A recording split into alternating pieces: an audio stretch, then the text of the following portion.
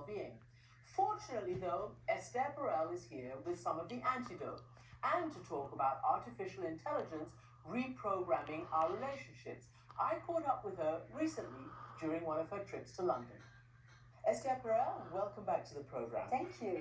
Here you are doing a whole new show, and you've got a new series of your podcast, and you've got all sorts of new ventures. You've talked about social atrophy. What does that mean? I'm interested in the way that technology is influencing and shaping human relationships. In particular, I'm looking at the intersection between technology, loneliness, and love. So I want to read you some stats. There's, the number of Americans who report having no close friends at all has quadrupled since 1990. What is the antidote to that?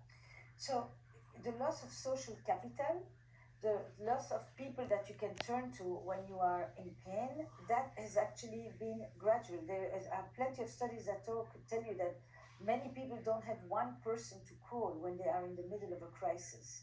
So what it creates is more seclusion, more the virtualization of our lives. People have sex, but with themselves or online or in the virtual world, but it's not that they're not being sexual, they just do not interact with real life other people. And what it leads us to, this is the big question, are we becoming a different species?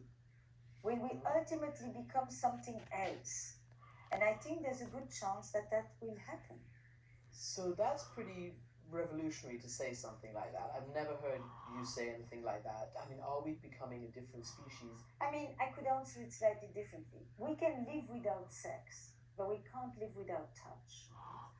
We are creatures who, when we are not touched, we become irritable, we become angry, we become depressed. We are embodied creatures. What will make us become different people is that all these experiences are disembodied experiences, to which I am often told, but no, VR is going to make it as real, and simulation will no longer be a simulation, it will be a real experience. But what is changing is is virtualization of our lives, is the disembodied practice of our lives. And that is what creates a fundamental change. So what do you tell your patients and clients? What do you tell them? I spend a lot of time helping people reach out to people, have real conversations, be physical with people, go dancing. Sex is one expression of physical connection. For some of them, how do you reach out?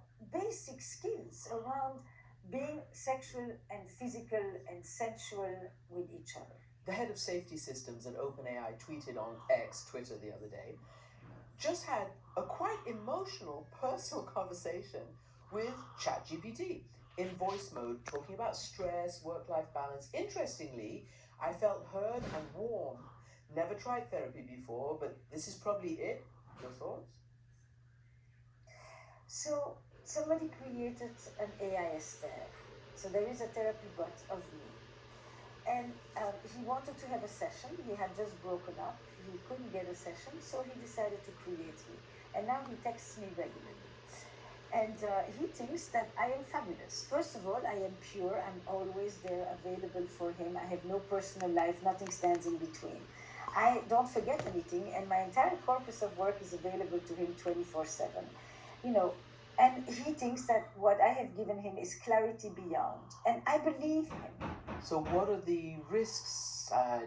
Maybe I should say dangers. What are the risks and dangers for mental health?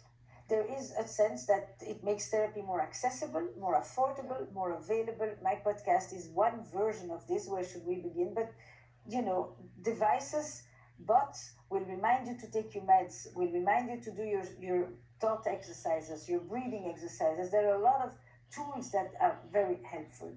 On the other end, much of what people grapple with are existential issues, are complex problems. Should you put grandma in a nursing home is not something that the app can answer you. It's a different set of questions. These two need to live side by side. It's not which one will win and which one is a threat to the other. They need each other. Well, that is food for thought for our times, and everybody should get onto your new series. Esther Perel, thank you very much indeed. It's a pleasure to be here. So many